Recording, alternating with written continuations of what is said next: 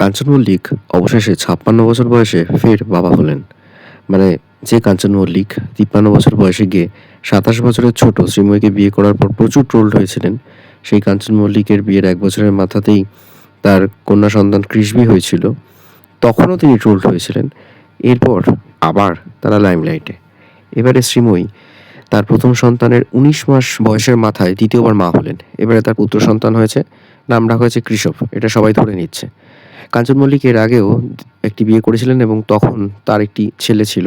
সে সময় তিনি যথেষ্ট বেশ পরিচিতি পেয়েছিলেন এবং তার স্ত্রী সে সময় কাজ করছিলেন। যদিও সে সম্পর্ক টেকেনি এবং তারপর শ্রীময়ীর সাথে সম্পর্ক এবং শ্রীময়ীকে বিয়ে করা। এবং পরবর্তী সময়ে জানা যায় যে তার আগের পক্ষের স্ত্রীর সঙ্গেই তার ছেলে থাকছিল।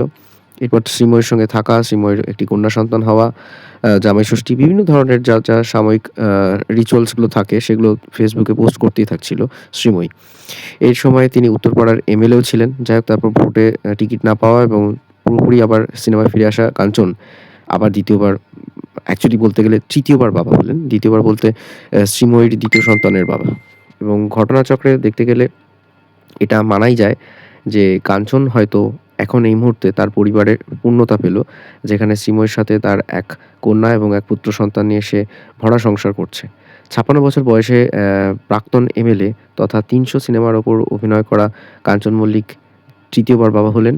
আশা করি এবার হয়তো তাকে নিয়ে অতটা ট্রোল করা হবে না। সে তার মতো কাজকর্ম নিয়ে থাকুক এবং সামনের দিনে আশা করা যায় যে তার লাইফ, বাকি রেস্ট অফ লাইফ এই শ্রীময়ীর সাথেই কাটবে এবং তিনি তার সন্তানদের যথাযথ দায়িত্ব পালন করতে পারবেন এবং আশা করি তাকে নিয়ে মানুষজন আর হয়তো ট্রোল করবেন। আর হ্যাঁ, কোথাও মানতে হয় বস, ৫৬ বছর বয়সে এসে তৃতীয়বার বাবা হচ্ছেন।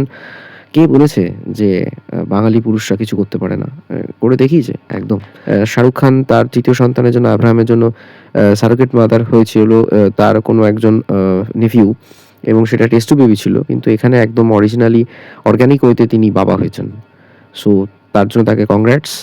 আর অবশ্যই শ্রীময়ীও যেন রেস্ট অফ লাইফ তার এই ২ সন্তানকে নিয়ে সুন্দরভাবে থাকে এবং কাজকর্ম চলুক। অবশ্যই ফেসবুকে তারা তাদের দৈনন্দিন জীবনে আপডেট দিচ্ছে, মানুষজন জানতে পারছে।